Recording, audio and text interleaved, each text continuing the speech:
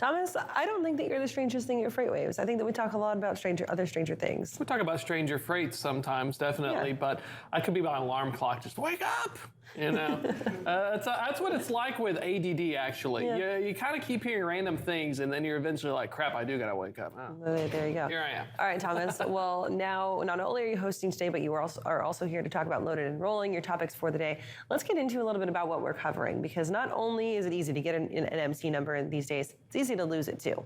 Completely. So for the past 2 newsletters, I've been kind of on a bender about net revocations of operating authority. So that's usually where you just kind of throw in the towel and you say, you know what? I'm done. I'm out. Yeah, we're done here. So, you know, it's common thought process. If you're trying to start a trucking company, you have 2 options. You either start your own MC number, pay $300 and do all the processes with an EOT number, or you buy one that's been retired, because somehow brokers think that if it starts with 111 or 9,000 or 8,000, you must be more reputable because you came up earlier in the line.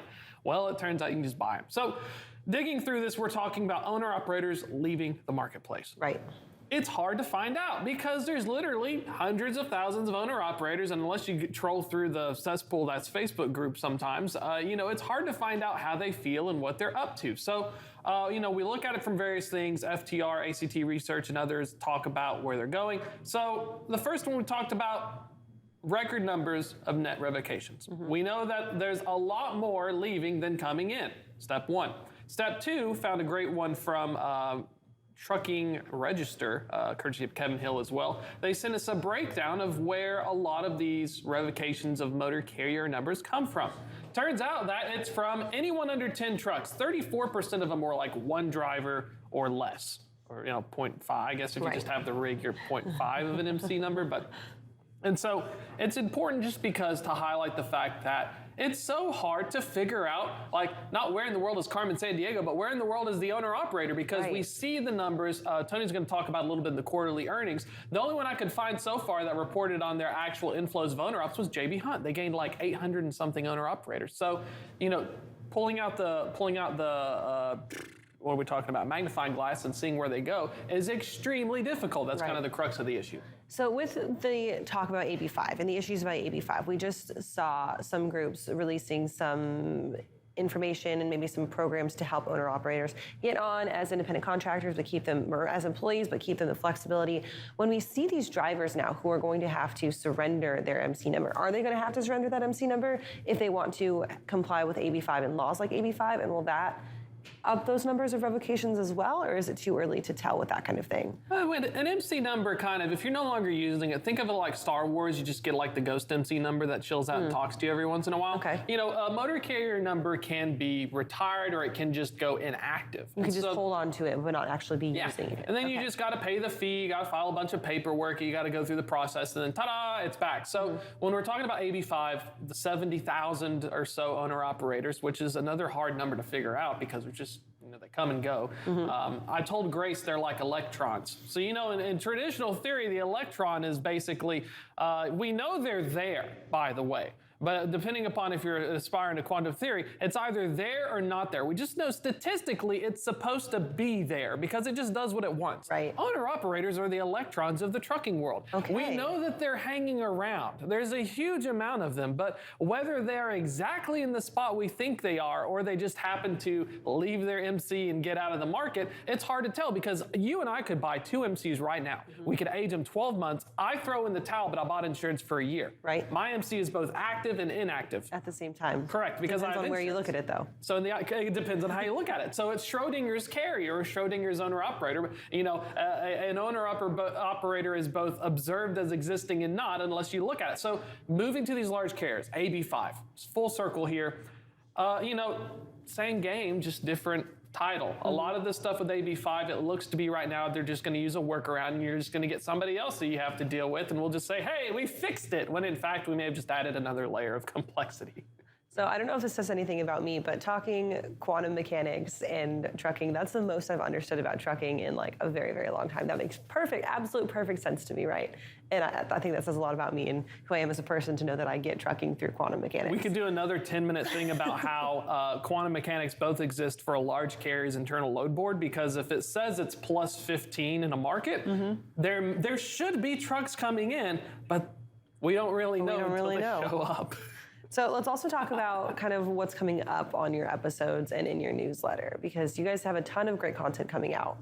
Went down the rabbit hole today. Had the it's going to air next week, so we're getting a little promo here. We're a little bit ahead, but CEO of a Pacurate. The word of the day is cartonization, not your milk carton. It turns out in supply chain, you know when you hollow the boxes and stuff for people and they use corrugated and everything? Right. The industrial term's like cartons. How many cartons do you need? Cartons, yeah. And so it just refers to parcels. So the CEO of Pacurate talked about how when we're packing things, you know how you order a pen on Amazon and it comes in a box that's 3 times the size and filled in with like the airbags?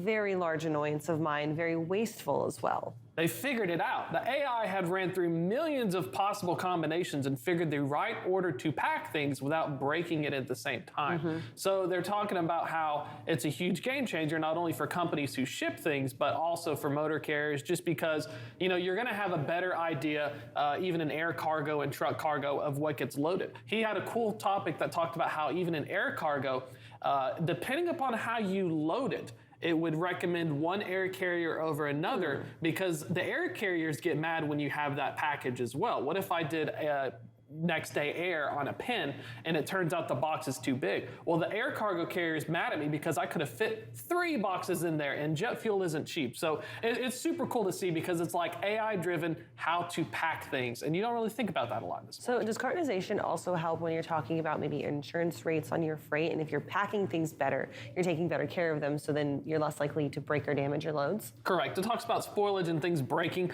If you pack it correctly and you pack it more efficiently, then you're going to have that situation. Because you think about it, even if you have that one pin with a bunch of air pockets and stuff, you can still have pallet collapses. You can still have other issues. And so that's one thing they're looking at, is all these small parcels. If it's packed correctly and more efficiently, then you're going to have just an overall better balance. And you're saving tons of money. They said that they saved 250 acres of cardboard at one facility. And they said, to illustrate it to the customer, they're like, just to stack it like 250 foot high above or on top of it, and that's how much. So ESG, carbonization, all of these things, when we're talking about scope 3 emissions, these guys are saying that there's a huge amount of interest, because saving that space is now translated into saving the carbon because you're being more efficient. So he's saying that it's a win-win. If we pack better, we ship less and we save more.